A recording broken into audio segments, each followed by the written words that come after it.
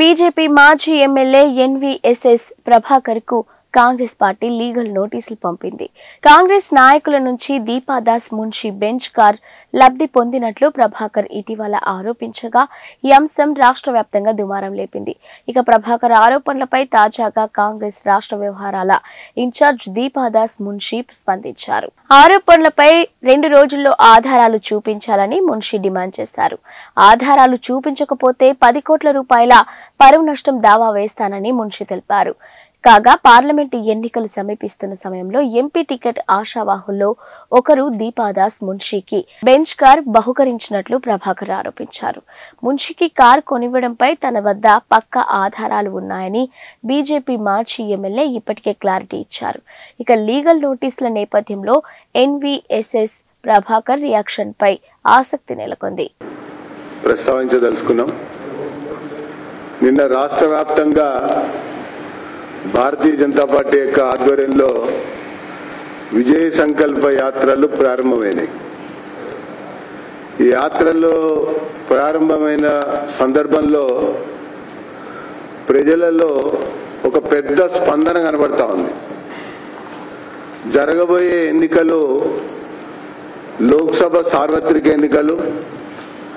ఈ సార్వత్రిక ఎన్నికల్లో మరొకసారి నరేంద్ర మోడీ గారు ప్రధానమంత్రి కావాలన్నటువంటి ఆకాంక్ష ఆ పాల్గొన్న ప్రజల యొక్క కళ్ళల్లో ప్రతి ఒక్కరికి కూడా కనబడ్డది అన్నటువంటి విషయాన్ని నేను మీకు మనవి చేస్తున్నా.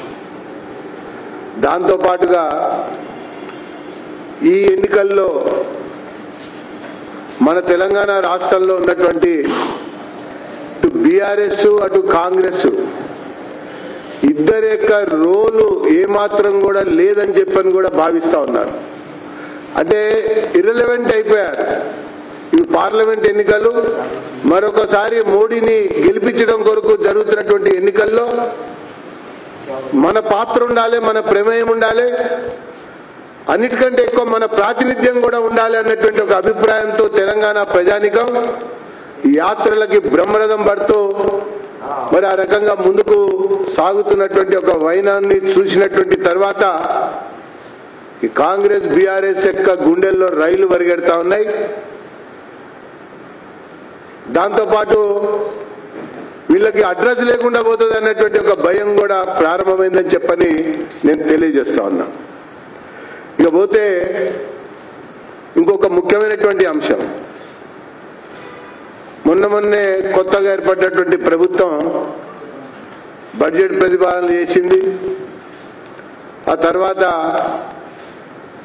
తరచూ ఢిల్లీ వెళ్ళి కేంద్ర మంత్రులను కూడా కలుస్తా ఉన్నారు.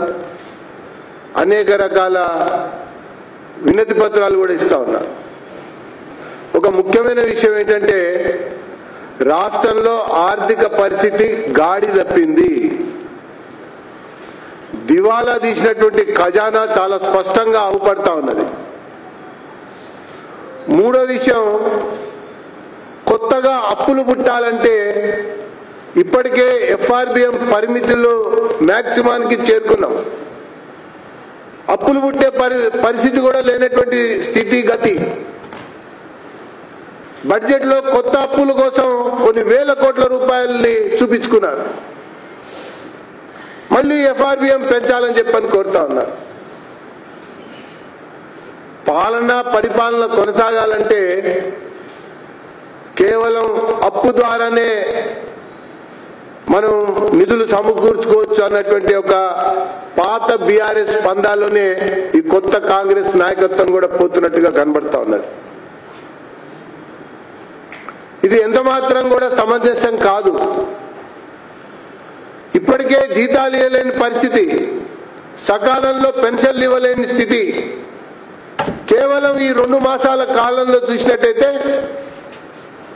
వీళ్ళు కాంట్రాక్టర్లకే ఎక్కువగా బిల్లులు చెల్లించినటువంటిది చాలా స్పష్టంగా కనబడ్డటువంటి దృశ్యం. ఒకవైపున ఈ రకమైనటువంటి స్థితి ఉంటే ఈ రాష్ట్రానికి భారమయ్యేటువంటి సలహాదారుల పదవులు అవసరమా అని చెప్పని బీజేపీ అడుగుతా ఉంది. అవి కేవలం రాజకీయ సలహాదారులుగానే కాలయాపన చేస్తా ఉన్నారు. వాళ్ళ కార్యాలయాలు, వాళ్ళ కుర్చీలు, వాళ్ళకు ఉన్నటువంటి సిబ్బంది అయ్యేటువంటి ఖర్చు కూడా వృధా అనేటువంటి విషయాన్ని భారతీయ జనతా పార్టీ పేర్కొంటా ఉంది. రాష్ట్ర ప్రభుత్వం దుబారాన్ని తగ్గించాలి, అనవసరమైనటువంటి ఖర్చుని అంతకంటే తగ్గించాలి.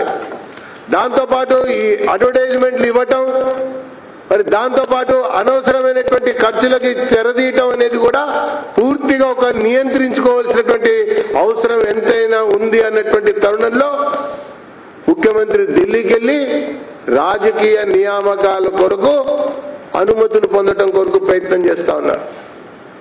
ఈ రాష్ట్రంలో అనేక కార్పొరేషన్లని గత ప్రభుత్వం రాజకీయ నియామకాల కొరకు, రుణాల కొరకు ఏర్పాటు చేసినటువంటి ఒక కార్పొరేషన్లు ఉన్నాయి.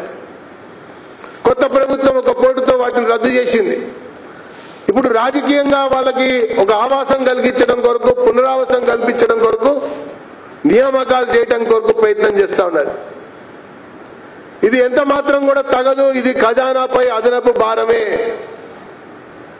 దాంతోపాటు ఇది వృధా చేసేటువంటి ఒక వ్యవహారమే.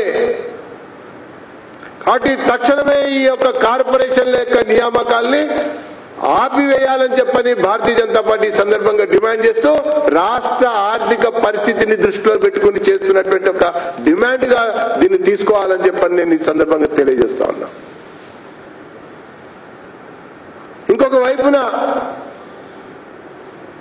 బడ్జెట్ రుణాలు, బడ్జెటేతర రుణాలు, ఆ రకం ఆ కోణంలో చూసినా కూడా ఈ కార్పొరేషన్లు ఇప్పటికే పెద్ద మొత్తంలో అప్పులు తీసుకుని అనేక రకాలుగా మరి ఇబ్బందులు పడుతున్నటువంటి విషయం కూడా కనబడతా ఉన్నది. కాబట్టి ఆ రాజకీయ నియామక ఒకవైపున సలహాదారులు అంటే ప్రభుత్వానికి సలహాలు ఇస్తున్నట్టుగా కనబడతల్లా, వాళ్ళు రాజకీయంగా ప్రకటనలు ఇస్తా ఉన్నారు, రాజకీయంగా విమర్శలు చేస్తా ఉన్నారు, రాజకీయంగా పర్యటనలు చేస్తా ఉన్నారు.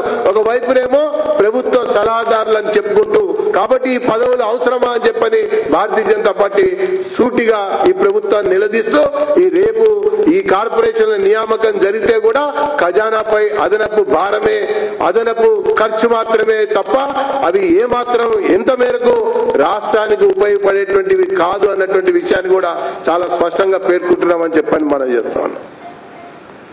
ఇకపోతే